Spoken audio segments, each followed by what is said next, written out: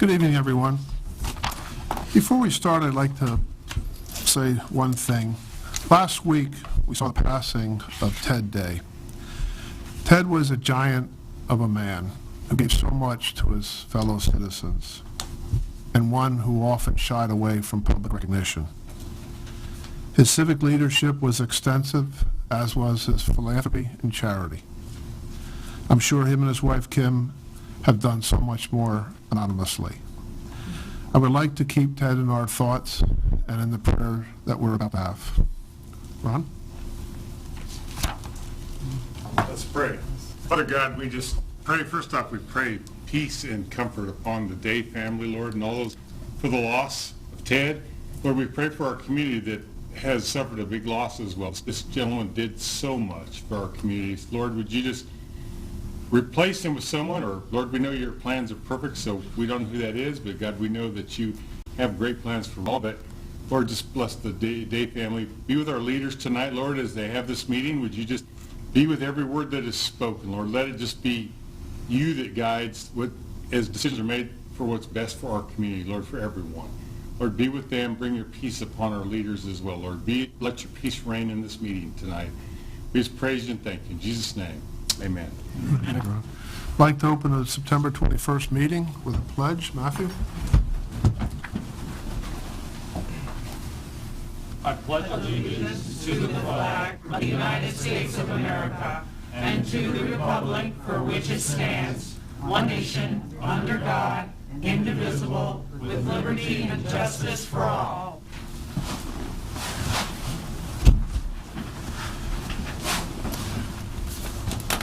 Tonight we have two public hearings. The first is an ordinance authorizing the Move Rolla Transportation Development District to utilize eminent domain for University Drive realignment.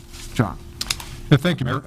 The city's been working on a series of transportation projects over the last few years. As you know, the Move Rolla Transportation Strategy. One of those projects is the University Drive relocation, which we've got on the overhead above you. We've had great success for us working with the TDD on acquiring properties. We've acquired 17 of those. There is one property, it's the Hardee's property, that we aren't in disagreement over the need of the property, but for the timing and the amount of money. And so by law, the city council can initiate eminent domain action themselves. In this case, we've got an ordinance that is actually going to delegate that authority to the Move Rolla Transportation Development District, and they will pursue the eminent domain action. But just to be safe, we felt like the public hearing establishes that opportunity for people to provide comment. On the overhead image that you have, the two commercial properties that will be acquired is the Hardee's and the Huddle House property. Huddle House has already been closed along with all of the other parcels affected. Dairy Queen and Taco Bell, just to affirm, remain. They are welcome to stay and will do well in this community. So we just wanted to open the public hearing, give folks the opportunity to ask questions about this project. Any questions by council before we open the public hearing? If not, I would like to officially open the public hearing. Is there any citizen that would like to speak for or against or have any questions relative to this action?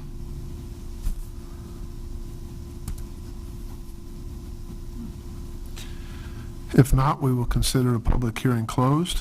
Council persons, any questions? Yes. Has there been any discussion about them doing anything alternatively here? Parties? Anything in the works there? About, relocating? You know, there was some conversation about how involved the TDD should be in relocating them, and the decision was let Hardee's make those decisions on their own, not try and tie that into the properties and the actions with the university or the city or the TDD at this point. So Hardee's is interested in finding an alternate location. I don't think that's been finalized yet, and at this point we're looking at the real estate issue here, and we'll make some decisions based on the business interests. Yeah, I wasn't suggesting that the TDD do anything. I was just curious as to what their, We've actually gotten some mixed signals as to Okay. Whether they'll build back in this area, back in the Rolla community. We just don't know that at this point. Thank you. Any other questions? I probably should have mentioned this. On Friday, as the council knows, and I think many in the public know, that the university did a really thorough presentation on Friday that included what the arrival district is all about in this realigned stretch. That hour-long session will be propped up on the city's website or the Move Rolla website at www.moverollatdd.com, along with lots of the other information that's out there on this project. But for folks that didn't get a chance to see that, it's well worth seeing the big picture of what all of this is about. There's no other questions? Can we have the final reading, please? An ordinance finding and declaring that it is necessary to acquire certain property for the Move Rolla Transportation Project and authorizing the Move Rolla Transportation Development District to exercise eminent domain pursuant to Section 238.247 of the revised statutes of Missouri to acquire such property. Is there a motion to approve? Make a motion. Second. Motion and second. Everybody here? No, Christine's not. Is Christine on? No, is Christine on? Do we know if she zoomed in? She's in, yeah, she's on. She's in, okay.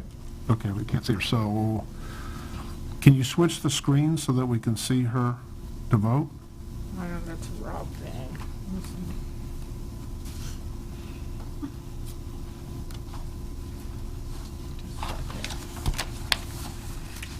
I don't think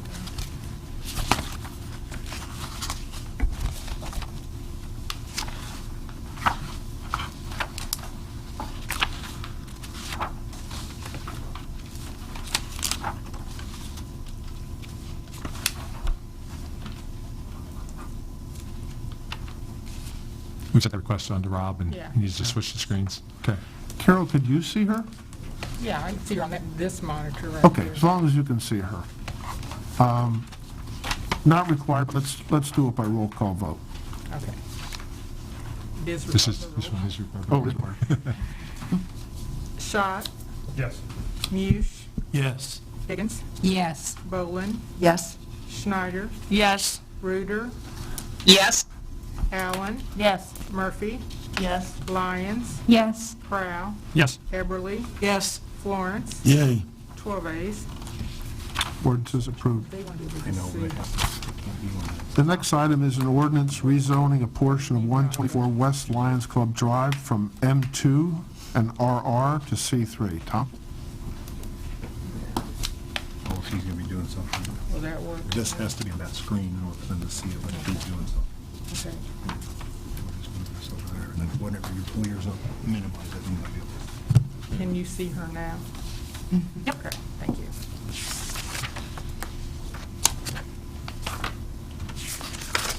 Yeah, I'll have to. All right. Yes, this is a request to rezone property. The original application was to rezone our proper area of the property zoned RR Rural Residential to the C3 Highway Commercial Zoning District. You'll see later on, the Planning and Zoning Commission, after their public hearing, they are recommending that it be approved, that portion of the property be rezoned, as well as the portion of the property which is currently zoned into heavy manufacturing. This is the property highlighted. The property is kind of L-shaped. It's got a house on it as well as a kind of a shop building, formerly was sort of commercial use. The trailers you see on the air photo are no longer on the property. The zoning, as I said, I alluded to, this property, it's kind of L-shaped, but it has a portion that's zoned rural residential, which is where the house is at, then a portion that's zoned heavy manufacturing, which is where that shop building is at, and then another portion that is zoned rural residential, which is where the trailers formerly were. So the applicant originally requested to rezone just the east half of the property, but as I said, the Planning and Zoning Commission are also basically they're recommending the entire area in blue, the blue box I added, to be rezoned to the C3 Highway Commercial District. Tom, just to clarify, if the applicant asked for X, what was the reasoning behind planning and zoning offering Y? Sure. So The big reason is that you see the property is zoned M2 heavy manufacturing. So it's kind of seen as a compromise. You let you have this, we take care of that. Because the heavy manufacturing district, it allows for not only some commercial things, but allows for a lot of things that probably wouldn't want to happen on this property next to Lions Club and surrounded by residential. And in fact, even doesn't even allow for a lot of commercial things that you might think could happen on the property. Like a lot of retail uses, and somebody wanted to put up a restaurant or something like that. It doesn't even allow for those sorts of things. And so this kind of was seen as a compromise. We'll zone this, we take care of this remnant from the past, basically. And the reason why it's zoned M2 is because before it was annexed into the city, it was a concrete plant, and they actually used more than the area that's zoned M2 for the concrete plant, but for whatever reason, only this area was zoned heavy manufacturing to sort of allow that concrete plant to continue. But concrete plant shut down many years ago, and the property hasn't been used for commercial uses for a long time. Just to give you an idea of the wider area, because this property, you see, it's kind of surrounded by undeveloped properties and a few houses. It's very kind of sparse right in that exact area. But the properties in purple that just came up, these are actually properties that are zoned commercial already. So basically from Highway 63 down to past Rolla Street, there is a spattering of commercial uses and zonings along Lions Club Drive. The future land use plan, the comprehensive plan, the future land use map, the comprehensive plan, does designate the area as being appropriate for neighborhood commercial zoning uses. Now, does that include the C3? Generally, you wouldn't include C3 with neighborhood commercial, but as I said, it's sort of a compromise to get rid of this M2 and allow for what the applicant is like to use the property for.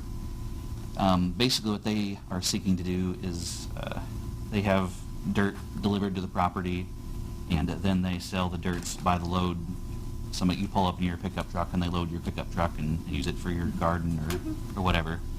Long term, I think they would like to get into some more type landscaping type things and just anything related to organics and gardening and that sort of stuff. But they also thought it would be a good idea to sort of have the property set up so that someday other commercial uses could occur on the property.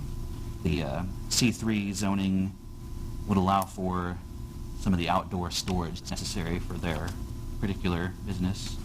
That's why that's being requested. Just to remind you what the property looks like. It's off Lions Club Drive. This building here I'm kind of circling, if you can see, was the kind of commercial building would be sort of the base for this business. Just to summarize, a portion of the property, portions are zoned heavy manufacturing and portions are zoned rural residential.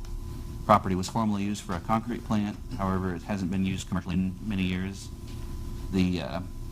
Some sort of commercial use would be consistent with the comprehensive plan, and the street type, this is a major arterial and someday will be kind of a east-west way to get across town, all the way across town, and some surrounding uses in the area, maybe not right next door, but in the area. The rezoning is needed mostly to allow for additional areas of the property to be used for storage for the soil. They have enough room to not rezone and just keep things the way they are, but they would like to, a particular spot needed a little bit more commercial zoning, so that's kind of what started this. The Planning and Zoning Commission did have a public hearing, and they do recommend approval of the request with a 5-0 vote, with the requested area with an addition. They requested the M2 area be rezoned to the C3 district as well. Should say that for public notice purposes, the way it was advertised and noticed, it was fairly open to accommodate this possibility. So we don't need to renotice or anything like that. You have any questions for me? Tom, before I take questions, I want to make a comment to council, largely because a number of you are still relatively short in tenure. But Tom, please correct me if I say anything that's incorrect. The C3 is being requested primarily due to outside storage, correct? Why, in particular, C3. Okay. So C3 is titled Highway Commercial, and in your top drawers, there's a list of those classifications and everything that can go into a C3 zoning. So one of the things that I found over the course of the years was your decision really needs to incorporate virtually anything that's in C3 that could go in there.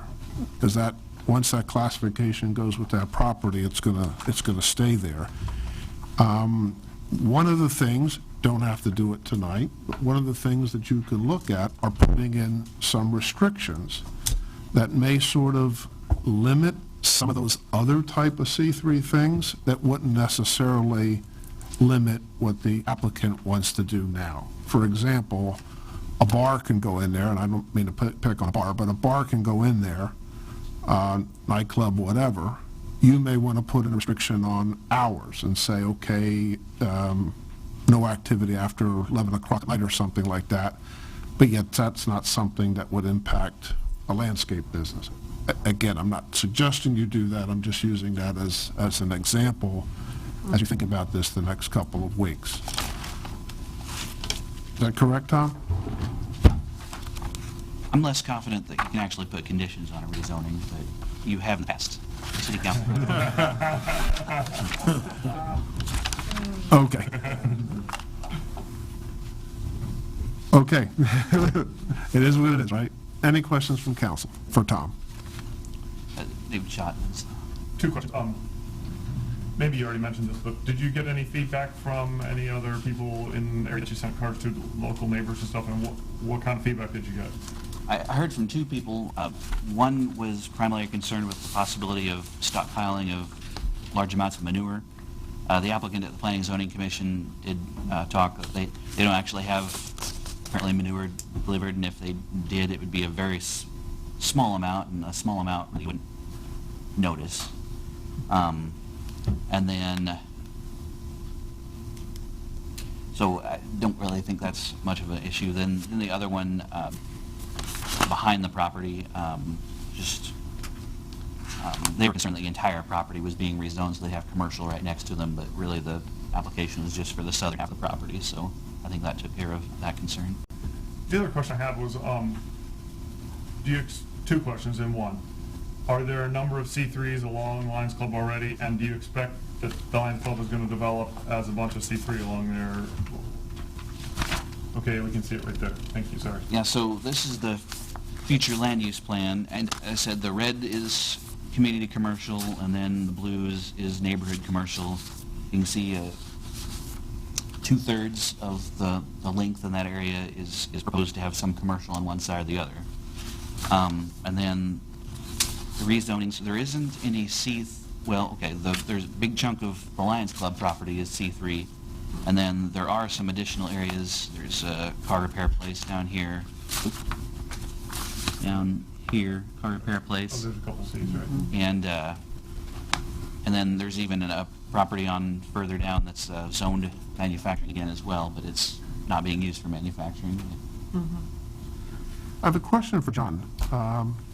My question predates Tom and Darren, and Steve's not here. When Lions Club was built, like a few other roads, we went through great pains of classifying it as limited access.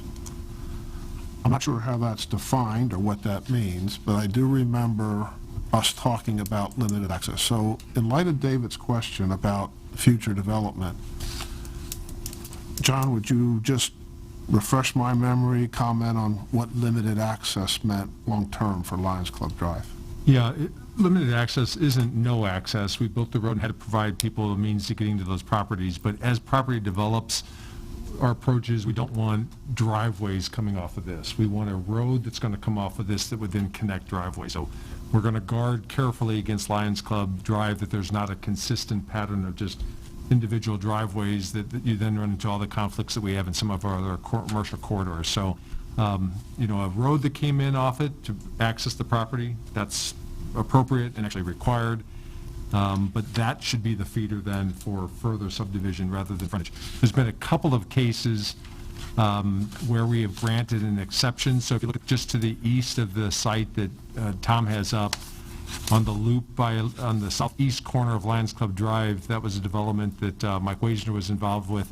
And just a little bit to the east of that, we allowed a little cul-de-sac that served 2 or 3 other duplexes. But we rationalized that wasn't a lot of use for that piece of property. We wouldn't grant all 3 of those duplexes an access to Lions Club Road, but we did allow in that particular case on a unique lot, a singular access for a small roundabout. So it's all about controlling it. The property owner doesn't have a right to unlimited access to it. The city ultimately gets to say where those driveways go and what they're serving. Thank you. Any other questions for Tom? Carolyn? How about on the, well, back to the road, though. Can heavy semis go on that road? Is that going to be is that part of the limited or not? No, we didn't get into limiting the truck traffic, and we've had conversations about trying to restrict some truck traffic, but we haven't done a restriction of truck traffic on any of our roads, although, again, it's been talked about. Lions Club Drive, we see as an arterial road that really does connect 72 and 63 on the southern boundary, so we don't really want or expect to see lots of tractor trailers going. There could be, because of commercial uses that sort of spot that property where there will be tractor trailers. So for delivery purposes, we don't see that as a problem. If it becomes a sort of a bypass to avoid other roads, that becomes more of a problem for us. Matthew? Tom, for the landscape business that you suggested they may want to be using there or putting in there, I know that would fit under C3, but can it be a conditional use under R or C2?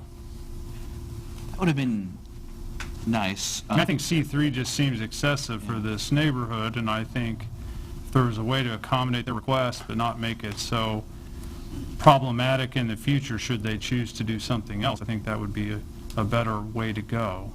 I didn't see the ability to do that in the other districts. But that would have been more ideal for this type of use with outdoor storage and whatnot.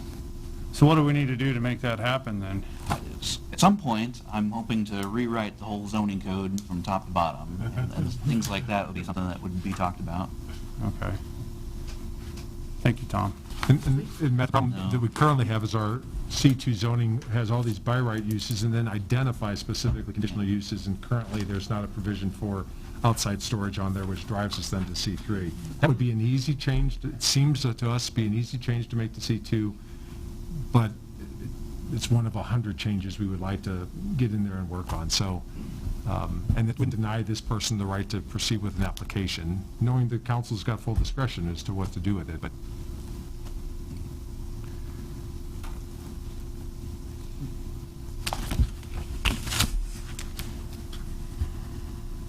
so, Tom, your comment in response to the mayor's, because you're right, we have done that where we've said, no activity past 9 o'clock, 10 o'clock.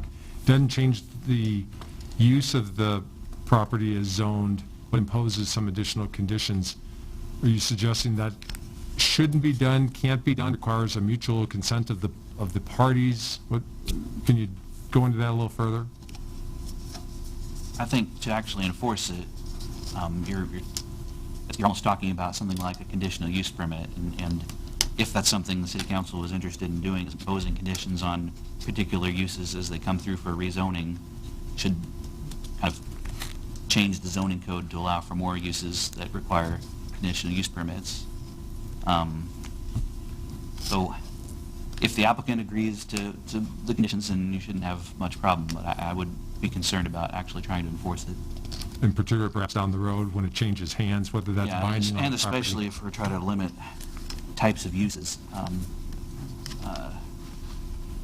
Like I say, 50 years from now, somebody may come in and might want to do a bar, and in 50 years, a bar might make more sense at that time and whatnot. And so, as I said, it'd be hard to enforce something that is in the zoning code.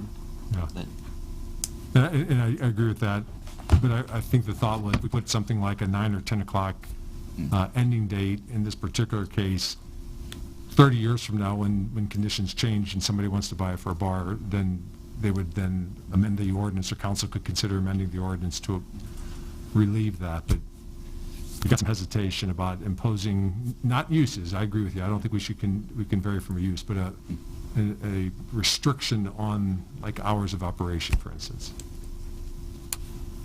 Yeah, it'd be tough. And also had to remember that they are here today also for some of these questions, but currently the family owns the houses. They're all very close, and so, and there's a buffer between the commercial property and anything to the north, and there's really not any houses around it right now and whatnot. So right now it'd be tough to see any need for like hours restrictions and things like that, because there's just nothing in the area right now. But I think when the applicants address it, we can certainly hear the thoughts on that. Any other questions for Tom? I'll circle there. Okay, go ahead. Just the last thing real quick, which is just to clarify what we've always talked about in the past, we should view each zoning situation as everything in the C3 is possible. We know the owners are telling us what they're doing, but when we rezone it, there's a possibility that tomorrow their plans change and they decide we got to head out of town and we're selling this. yeah, that's So then anything on the C3 could become possible. So we should look at it that way, that anything within C3 could become this within the next year even. That's correct, and that's kind of reason why I did include in the presentation. Lions Club Road it is classified as an arterial road. That's a highway. Ann? I just want to mention, on the ordinance, on the, underneath the header of the ordinance, on the third paragraph, it has that the planning and zoning met on September 21st. It actually met on the 15th, is that right? Maybe. Because this is the 21st. We'll get fixed. There's the legal description. You notice the ordinance is Yeah. vague and whatnot. Part of that is waiting to. We've got to write a legal description because what was sent forth from the Planning and Zoning Commission was different from what was applied for, and make sure that's what the City Council is going to want before I go and write up a legal description. So yeah, that can be changed. That's not correct. There's no other questions at this time. I would like to open up the public hearing. Is there anyone who owns property within 185 feet of this proposed rezoning that would like to speak for the rezoning?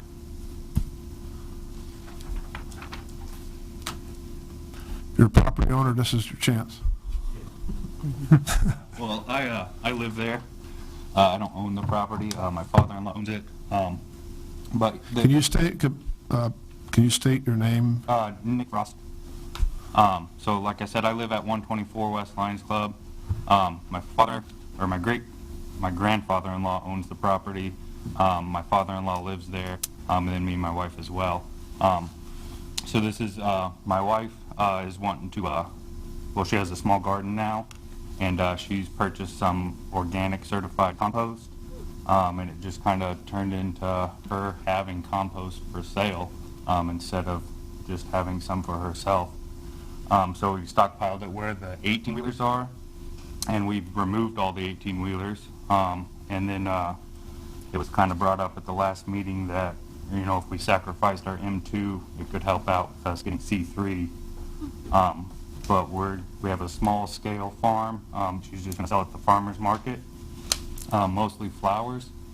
And we're just going to have topsoil, raised bed mix, mulch, and organic compost, all trucked in. We're not going to have any production, and it's just going to be sold by the tractor scoop or by the 5-gallon bucket. Thank you. Is there any questions? John? Will you guys deliver? That's a possibility. We've been thinking about it.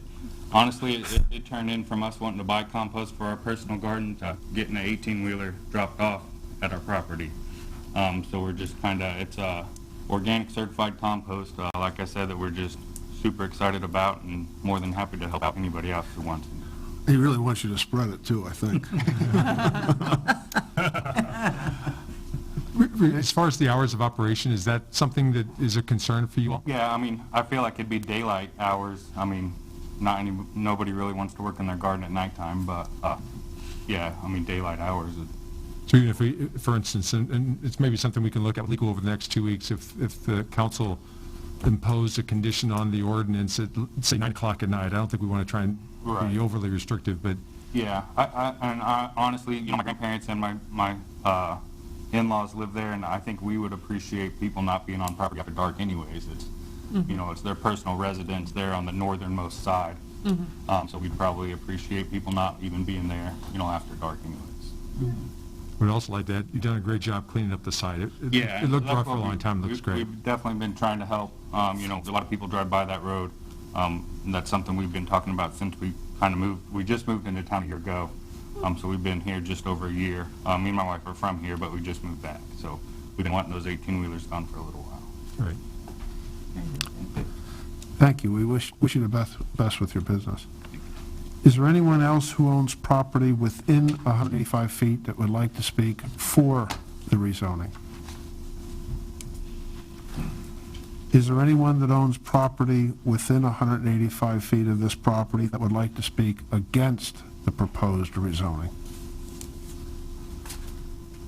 Is there anyone that owns property outside of the 185 feet of this property that would like to speak for the rezoning?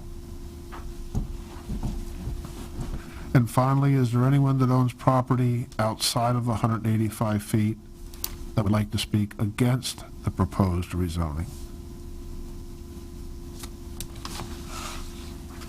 If not, we'll consider the public hearing closed. Back to council, are there any questions? If not, first reading, please. So I'm going to presume that it needs to be amended with the date and the legal, is that correct? It will be for the Okay. second reading. So with that understanding, an ordinance to approve the rezoning a portion of 124 West Lions Club Drive from the M2 Heavy Manufacturing and RR Rural Residential Districts to the C3 Highway Commercial District as amended. Thank you. Moving on to special presentations, we have one, Tree City USA, Mike Fleischhauer and Ken Quanis. Dr. Floyd, you want to introduce them? You going to take us back to the original concept of the Tree City? Yeah, when we first started talking about this, we thought it would be a good way to get a handle on what our tree population would be throughout the city, not just in our parks, which we have a responsibility for, but also with our street trees and our trees along the right-of-way. And the idea being that we would use the trim grant as part of this, after we get the Tree City designation, to continue on with the study and analysis of our tree population so we can be better shepherds of how we manage and maintain our forest growth, if you want to call it that. So it took a bit of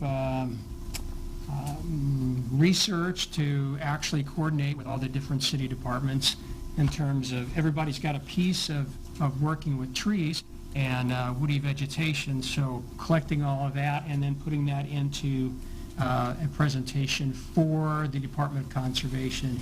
And we're fortunate to be apprised that we have been so designated. So we're excited to have that. With me tonight is Ken Quanis, who is our Park Advisory Commission Chairman and former Parks Director, and Mike Fleischhauer, who is our member of our Parks Advisory Commission and is also a member of the MDC, and he is our resident forester on our board. So very happy that they're here, and they will be making the presentation, and I think Mr. Quanis has some comments he would like to add. I think this is a great step forward for the city of Rolla.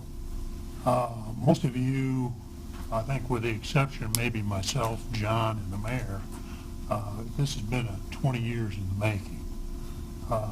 It's been a lot of city council people have come and gone. We've worked with all the departments. I think Floyd mentioned Public Works, RMU, Parks, a variety of departments, but it took everybody chipping in to make this possible. And I'd be remiss if I didn't mention Mike's hard work in order for it to get here. But a previous park director could not get the job done. Whereas the new park commission has got the job done. Congratulations for Mike. So on behalf of the Department of Conservation, I would like to recognize Rolla with a plaque and some road signs leading in, and a banner that recognize that you've met the qualifications for becoming an Arbor Day Tree City USA. And basically the biggest thing, other than getting a little leg up on some grant funding and that sort of thing, is it recognizes that you've really put in the building blocks to build an urban tree program so that you have a plan moving forward. And really, trees tend to be one of your most expensive resources a lot of people just deal with. Spot fires happen, you put them out, and it's too expensive and too valuable of a resource. It takes too long to develop to let it happen. I'm happy that I live in the city that found the Tree City USA.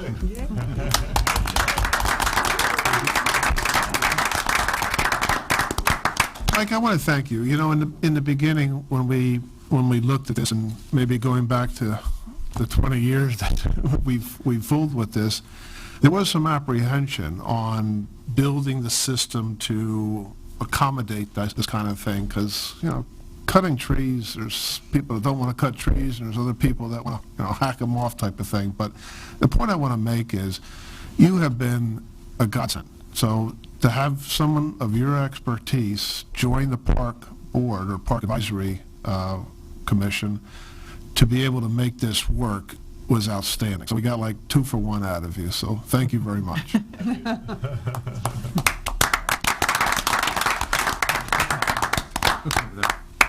I think you ought to go out there and do it for that way. Somebody's taking pictures? Yeah. Is there somebody from the meeting here? We gotta get this document.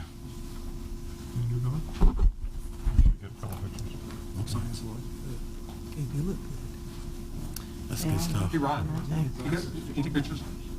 Can you take pictures? Sure. Yeah.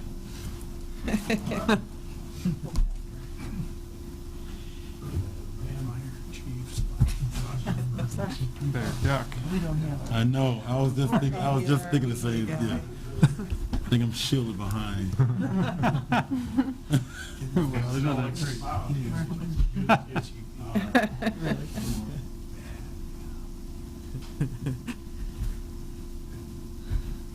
So where are we putting the road signs? Yeah, where to put the road? We didn't ask Mr. Ken what ward he's from. I guess we don't have to. But we're proud that he's from Ward 3, yeah. So. Jody was wondering where the signs are going to be maybe put up. Yeah, where Did you guys talk about that yet? Haven't talked about it yet. in front of my house? Okay.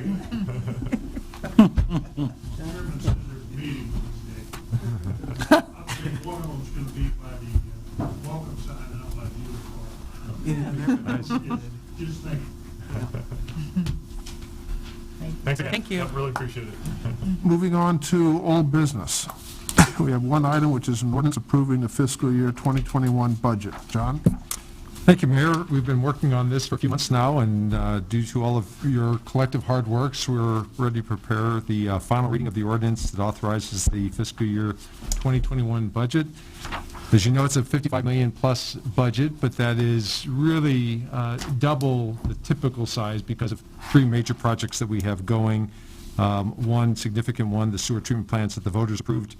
Then we are also being reimbursed 7.8% on the TDD's reimbursements on projects that the members of the TDD district approved a few years back, and we have a $2.5 million public works facility in the budget as well with a financing associated. So if you pull that out, it's a $28 million budget, very much in line with what a typical city budget is. A tight year, as we know, and looking at the forecast, we know it's going to be tight for the foreseeable future. It does include the $475,000 estimated for the use tax, which the voters approved in November of 2019, specifically for public safety purposes, and we have allocated almost all of that, not every dollar of it, but most of that for this fiscal year 2021. The budget does include a 6% increase across the board for public safety officers and a 1% COLA increase for all full-time employees. And with that, there is a proposed sewer fee increase and a slight increase in the building permit fees, but we're prepared to submit for your final consideration the ordinance approving the 2021 budget. Any questions for John before we have the final reading? David? Just before we have discussion, it looks like the podium's been muted and several people are chatting that they've lost the audio on the Zoom feed. Okay.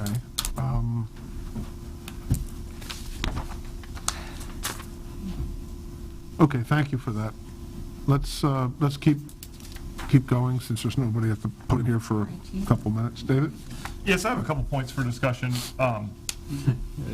Some of the things we brought up before, I know we have a tight budget, and we've been looking at numbers. I've been looking at numbers a little bit more, too.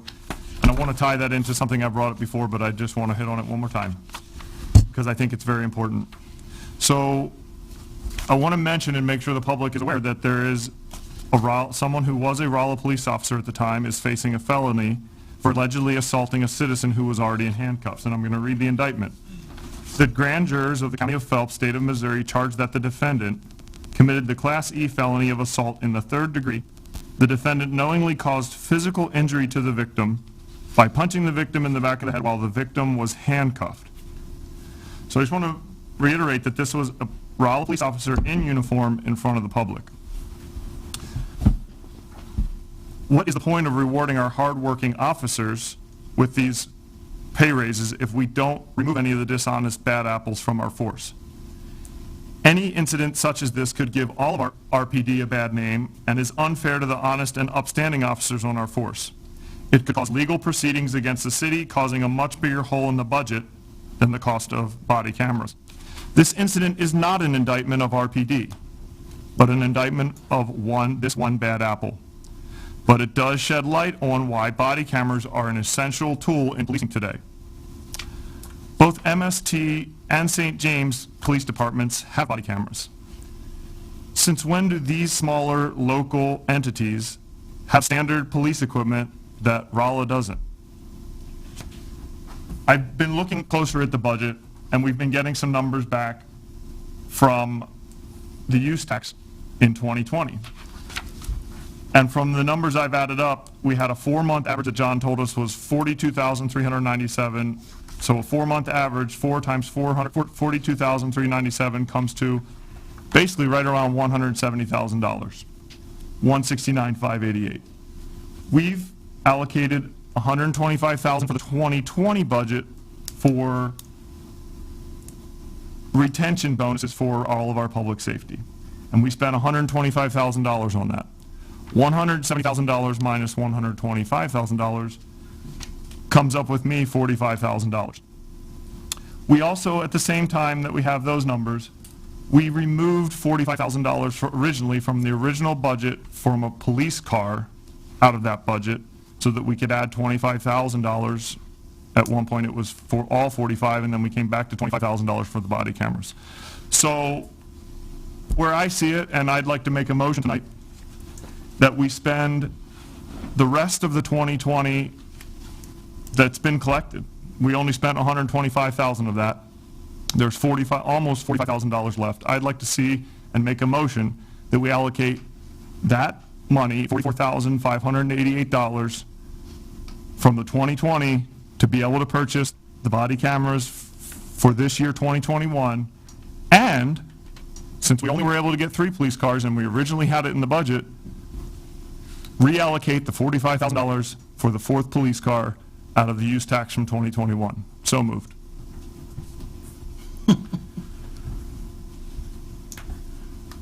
Well, before I ask for a second, I'm not going to philosophically discuss, David, we're going to be on opposite sides of the fence no matter what. But I am going to question your analysis on the budget. I think to selectively talk about 4 or 5 months of use tax proceeds as if they are in a vacuum and not in the context of the general fund and the general expenditures of public safety. This body, from day one, before the use tax was ever even requested of the public, knew very, very well that the use tax, even if it passed, which it subsequently did, and even if it exceeds all expectations, is not enough to meet the expected needs of public safety. I think that's an important fact that can't get lost in this discussion. Secondly, this body has been on 2 occasions shown the projections of the next 10 years as far as the general fund and the associated component of public safety, with huge projected deficits, $250 to, I think, $500,000 per year. In 2 years, when we have those discussions, we're not going to close that gap by $50 here and $50 there. We're going to be looking at expenditures that are $50,000 here and $100,000 there.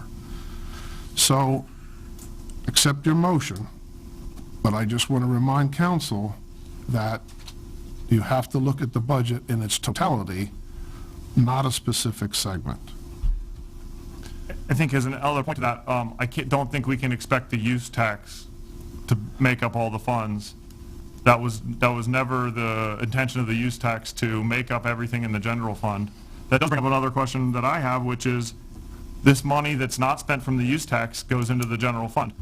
How do we account for that to make sure that it is only... You know the answer to that. I want to make sure that we're counting, that it doesn't just go into the general fund. Someone here came last time, mentioned slush fund, which wasn't appropriate for what we're doing, but I do want to make sure that the use tax money stays toward what we said it would, which is public safety, and not end up taking that money, now it's in the general fund, now we can spend it on other parts of the general fund. So That was never said. That was never said. And you know very, very well that in the budget and every presentation of the budget, John and Stephanie have gone through great pains to keep track of that money, setting up line items in the budget. Is that not right, John?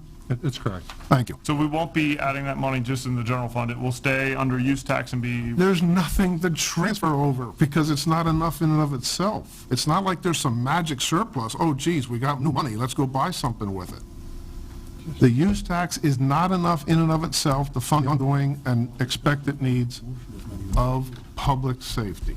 Right, but the use tax also won't make up for all that we're missing from public safety. So we do need to try to figure out, and not just rely on the use tax to make up That is correct. the answer. So that is correct. But let's go back to that budget presentation. Everything that City Hall has shown in that budget has identified that use tax on an ongoing basis, so it's clear to the public. So I don't know where you heard the term slush fund, but someone it wasn't... mentioned it last time.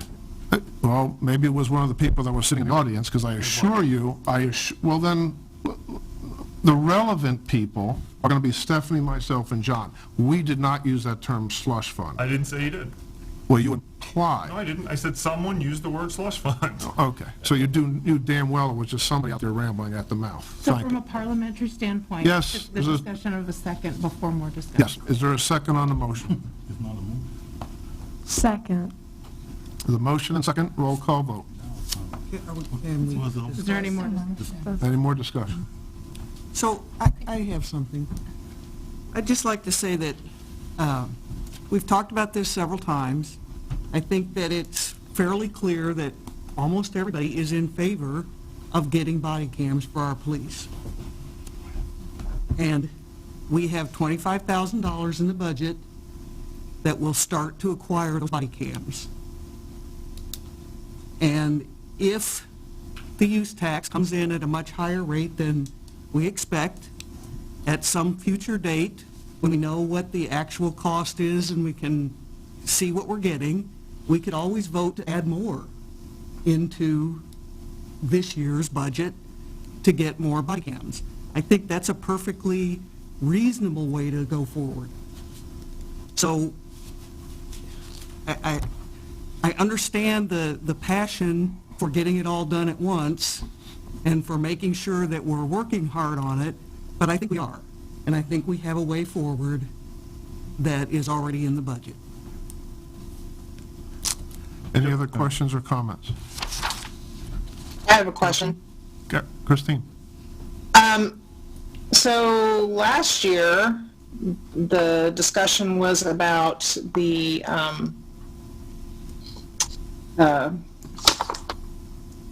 radios. Is are we taking care of that? I mean, I've gone through this, and I didn't see a line item for radios. There isn't. It's projected to be an $800,000 expense that we do not have not done the work on yet. So my concern is then, last year the radios are dire, and now the body cams are dire. I think they're both important. I think at this point, though, the radios seem to be more important, and we need to. I think we need to kind of focus on one thing at a time, and that's my thought. Let's not lose sight of the fact of what was implied to the voters, and that first and foremost was to attract, retain, and fairly compensate our public safety personnel. That's what the public remembers first and foremost, before radios and before body cams. David? The majority of the money we're spending is going to salaries. So I think we're accomplishing that. I don't think that anyone at home or who is the people doing the publicization of what was going to be going on with the use tax mentioned that, hey, everybody get behind this tax because there's a $75,000 we need to spend for an air conditioning unit. Did anybody hear about that? Because that's one of the things we're spending. So yeah, we are making choices that aren't just the salaries because we're prioritizing the salaries, we're getting that done, and then we're looking at what are the other needs. Now, I do want to talk about the radios because I did work in public safety myself, and guess what? Radios are extremely important. If you don't have them working, you don't have anything. So myself, I've done some investigation, and I've tried to talk to the relevant folks in public safety and say, what's the level of need for the radios? And I think what I've heard back is there's a need. We do actually have a system that works, though. There's not anything with the repeaters or any issue in terms of getting to communication or whatever. What we do have a problem with is our radios can't be worked on or replaced anymore, but we do have a number of spares that are working for us for now. So I think what reason changed for me, I mean, from everything I heard, yes, radios were like, we need that, and it needs to be in the budget this year. But what we found out is we have potential to buy another year or two with these extra radios while we're doing some pricing in that. To me, if the radios weren't working and that was an issue, that would be the next thing before the air conditioner, to be honest. But it does sound like they are working. It does sound like communications are getting through. It doesn't sound like there's any dead zones. It doesn't sound like officers are stranded out there or firefighters are stranded out there not communicating, hey, we can't get through. It sounds like just our radio systems, the actual radios are no longer being produced and worked on. So that is a little bit of a problem. But I think that what I've understood is that we have, when we thought we immediately needed them, we might have been able to buy a year or two. So am I understanding that right? That's correct. We're pretty confident we're not going to get 2 years, but we're pretty confident we can get through 2021, 2022. We're going to be planning to buy that. And it's an $850,000 expense that we'll finance over a 5-year period of time. So very much made the radios, quite frankly, we even made the HVAC all a part of that campaign. I think the clear priority was compensation. We've mentioned other equipment needs that we had out there. So it just becomes a matter of we're trying to prioritize where those things are. Your comment that there is some surplus or some excess in this year's budget, that is true. We will account for that, and that will go forward into next year's budget. So that is going to be used for use tax related purposes only, to just defer into the general fund. So right. I think once we get into this next year, we do some research on these body cameras, I think we'll have more information that will benefit the council and finally making that decision to actually proceed with that purchase. When do you think the right time is to at least restart the discussion? What like holiday expenditures, when do we get the numbers from December and holiday expenditures, for example? February, March. So February, March would be a time that like we see what the receipts look like and hey, can we add the bit we need for this? To me, half this force with body cameras doesn't really do us any good. Yeah, I mean, our goal is to do specs, advertise this over about a 3-month period of time. Early in 2021, we'll be coming back to council with a proposal as to how this works. And we'll evaluate whether or not we can phase into that or the risks or pitfalls of doing that. And ultimately, council will have to decide at that point. If there's no other questions, roll call vote. No. No, wait a minute. No, it was a motion. Oh, his motion. Yeah. I'm sorry, start all over. Reuter? No. Murphy? No? Higgins? No. Yep. No. Schneider? No. Allen? Yes. Bolin? No. Lyons? Yes. Kraut? No. Hughes? No. Florence? Nay. No, nay. Nay. Todd? Yes. Yay. No.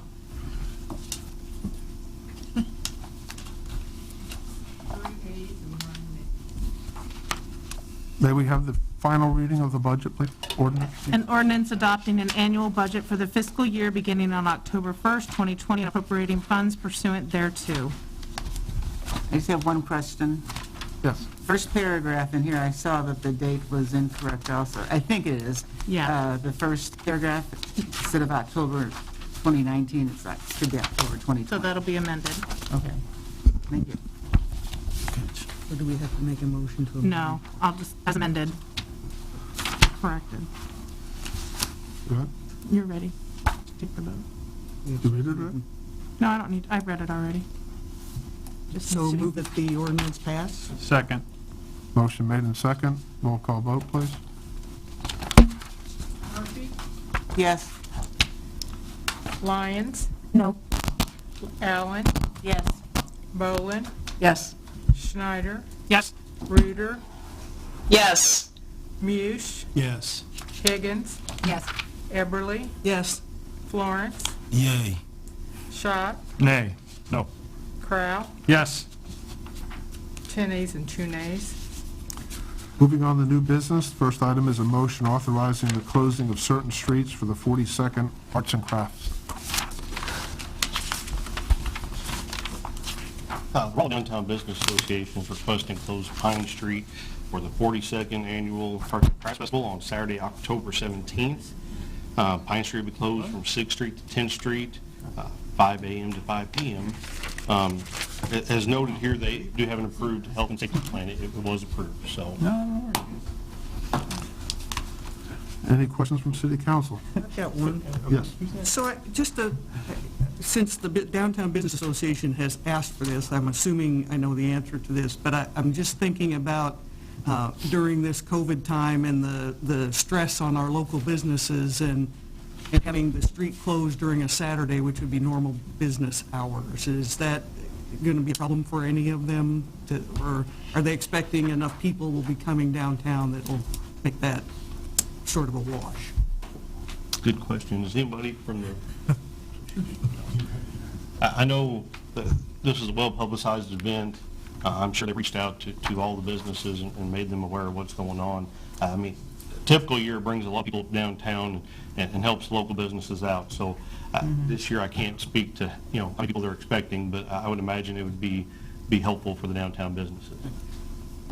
Just I could add on a little bit, because whenever we close the streets, whether it's for parades or this event or a couple of others throughout the year, the vast majority of downtown businesses are supportive of that, and they collaborate through their RDBA, but not all of them support it. There's always some that are impacted. I can remember even some of the barbershops would just go and close on those days because when a parade takes place, nobody comes in for a haircut. So it generally is coordinated, but that doesn't mean it's universal acceptance. I assume you have an insurance certificate? RDBA gives us an annual one. Yeah, It's Floyd part of said events. yes. Yeah. Okay. Any other questions? If not, is there a motion to close the street on October 17th? So moved. Second. Roll call vote, please. Bolin? Yes. Higgins? Yes. Reuter? Yes. Schott? Yes. Allen? Yes. Murphy? Yes. Lyons? Yes. Kraut? Yes. Muse? Yes. Florence? Yay. Eberly? Yes. Schneider? Yes. 12 ayes. If I can just jump on that as well, just a heads up, at the next meeting, you're going to hear a request from a group looking to do something on Halloween, which is on a Saturday that afternoon. That one, we don't quite have the consensus from all the players yet, but there'll be another request for 2 weeks after to do something similar. So we'll bring that back with a bit more background at the next council meeting. Thanks, John. Next item is an ordinance amending Section 2718 of the code for 2-hour parking.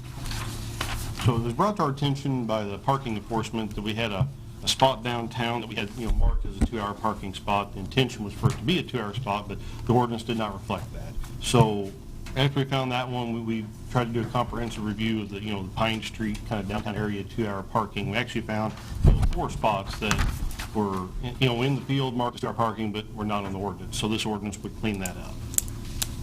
Any questions for Darren? First reading, please. An ordinance amending Section 27-118 of the General Ordinances of the City of Rolla, Missouri, known as the Code of City of Rolla, Missouri, relating to parking. Next item is an ordinance amending Section 2793 of the code pertaining to parking. So this one's got a couple sections. The first one is in front of the Lutheran Church on 11th Street. They used to have a school, so they'd requested a no parking during school day zone. That school has since closed. I've talked to them. As far as I know, they had no intention of reopening, so we're proposing to remove that no parking 8 a.m. to 4 p.m. school days for that location. And then on Maple Street, across from High School, it predates me, but my understanding is some time ago they were having problems with high school students parking on that street and clogging it up. So it has an ordinance to make it no parking during school time. Talking with parking enforcement, they don't think we've got that problem anymore, that there's the high school provides plenty of parking now. So we're proposing to remove that one also. Any questions for Darren? If not, first reading, please. An ordinance amending Section 27-93 of the General Ordinances of the City of Rolla, Missouri, known as the Code of City of Rolla, Missouri, and enacting a new Section 27-93 in lieu thereof relating to parking. Last item on new business is an ordinance amending Section 2789 of the code relating to intersections. So the intersections of Whitehall and Fox Creek and Old English and Whitehall were never in our ordinance for stop signs. One of them got knocked down is when we noticed that. So this ordinance would clean that up and make those stop conditions. Any questions for Darren? So, just to clarify, the stop signs are already there, it's just not in code that they're there, so we just want to get that all. Correct. Awesome, great, good to know. Any other questions for Darren? If not, first reading, please. An ordinance amending Section 27-89 of the General Ordinances of the City of Rolla, Missouri, known as the Code of the City of Rolla, Missouri, pertaining to stop intersections. Moving on to claims and/or fiscal transaction, we have one, which is a motion awarding the bid for Project 506, asphalt improvements. So we opened bids for fiscal year 2020 Phase 3 asphalt improvements, Project 506. This project will overlay Rolla Street from approximately the railroad tracks to First Street and do an overlay of Mary Lake parking lot. The low bid was Pierce Asphalt LLC for $57,285.45. Staff is recommending a motion for a bid award to low bidder and a first reading of an ordinance for the mayor into a contract with Pierce Asphalt for that amount. Darren, is this a micro coating or a full overlay? Full overlay. Any questions for Darren? If not, do this in a two-step process. Is there a motion to award the bid to Pierce Asphalt? So moved. Second. Motion made second. Roll call vote. Lyons? Yes. Allen? Yes. Murphy? Yes. Boland? Yes. Schneider? Yes. Florence? Yay. Mush? Yes. Higgins? Yes. Eberly? Yes. Crowell? Yes. Schott? Yes. Reuter? Yes. Torres? Thank you. First reading, please. An ordinance authorizing the mayor of the City of Rolla, Missouri to execute on behalf of the City of Rolla, Missouri a certain agreement between the City of Rolla, Missouri and Pierce Asphalt LLC for fiscal year 2020 Phase 3 asphalt improvements, Project 506. Moving on to Mayor and City Council comments, I have one, and that's our local COVID update. As of 3:30 today, the total number of confirmed cases is now 414. There are 70 which are considered active cases. We have 1 hospitalized in intensive care. We have a percent positive that's persistently above 12%, and very sad to report, we now have 6 deaths. There were 4 over the weekend. Our number of cases are climbing rapidly. One of the statistics that the health director gave us, it took us 131 days to reach our first 100 cases, and it's only taken us 40 cases to add another 300. So we can't stress hard enough the social distancing, the personal hygiene, and the use of masks when you can't socially distance. Any other council comments? Yes. Mister. We're living difficult times right now, but we bring a lot of attention to the difficulties and things that we're going through. But every once in a while, we should take an opportunity to acknowledge when we see someone step above. And I was out jogging on Tuesday morning on September the 14th, and at the dawn in the morning, and I just happened to see our sanitary workers driving by. And typically they're waving, they're really friendly, but on this particular day, I saw the director of the Environmental Safe Services for the City of Rolla, Mr. Brady Wilson, on the back of the truck. I know that they've had difficulties with cases associated with that, but I think that's a primary example of someone who is leading by example as opposed to just bossing someone from the rear. So I wanted to acknowledge Mr. Acknowledge Brady Wilson. Outstanding job of leadership, sir.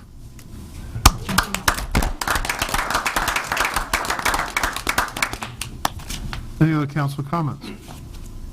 David? Just wanted to recognize, I had seen it came out recently that RPD has a number of officers that have been promoted. There was a few retirements. It looks like a number of promotions have come out of that. And so I just wanted to congratulate all those that have been promoted and just say a big thank you to everyone else on the force who protects and serves our community. So thank you, and pass that on to those that deserve that. Congratulations. Any other council comments? If not, citizen communication. Is there any citizen that would like to speak to city council? Yes.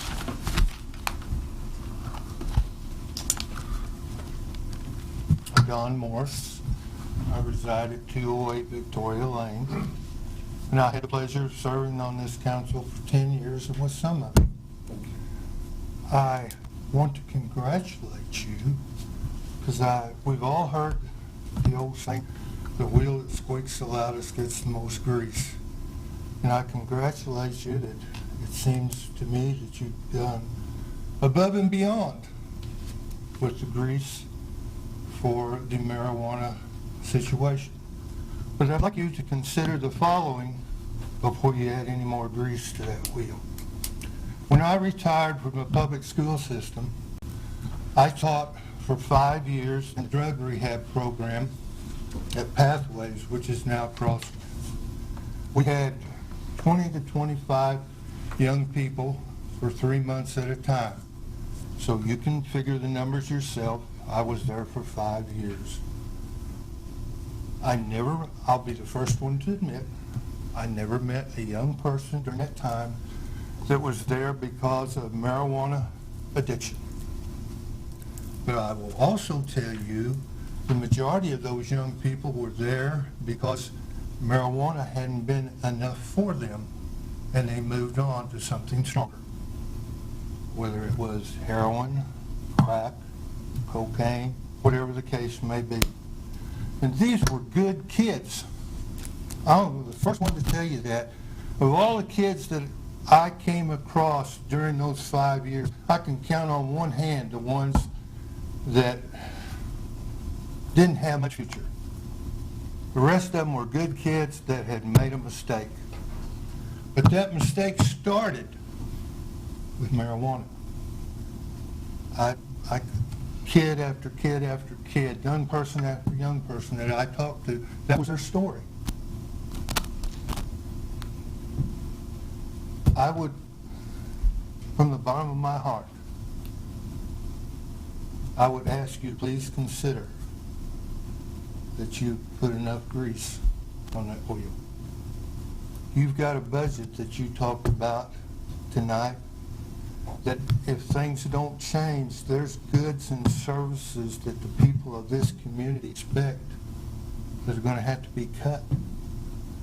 To me, that's a wheel that's far more important for you to put your energy to than anything else.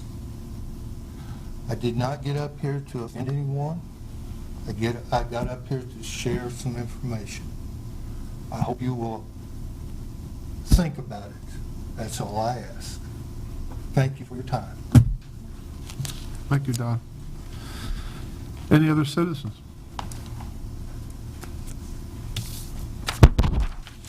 If not, comments for the good of the order. Councilor Carolyn? I have two. Talking about downtown businesses, I had a constituent call me today, and she was asking about Halloween and trick-or-treating. Are they even going to be allowed to do this? Several of the businesses want to. There are a couple that don't, and that's their prerogative. But several of them want to do it, and they would like to have the times from either 3 to 5 or 4 to 6. And what they don't want is they don't want things to be closed during that time. There's been a lot of discussions on downtown, and the way I would characterize it at this point is I think the folks downtown have to get a consensus opinion before the city can take the next step. And one other thing, another woman called me about bicycles in town. She says that more the problem for her is pulling out of not only her driveway, but others if she's going to visit somebody. She's looking, but sometimes because of bushes or hedges or whatever, she doesn't see a bicycle. And she says, as she's pulling out, she's come close to 3 times to hitting a person on a bicycle because she can't see them until it's almost too late, and they're going pretty fast. Now, this has been in the bicycle lanes and on the sidewalks. She was asking if we can mandate that everybody has a flag, no-inch flag. She says, I could see that. So I just was bringing it to the attention because she It's a really concern. concerned. It's a concern, and, you know, sometimes bicyclists are, they march to their own drumbeat, but particularly at the crosswalks by Chestnut and Winchester, I can't tell you how many times people on bicycles will just shoot across that road and not even look. So, it's a concern. Any other comments for the good of the order? We have no closed session tonight, so meeting adjourned. Oh, my God.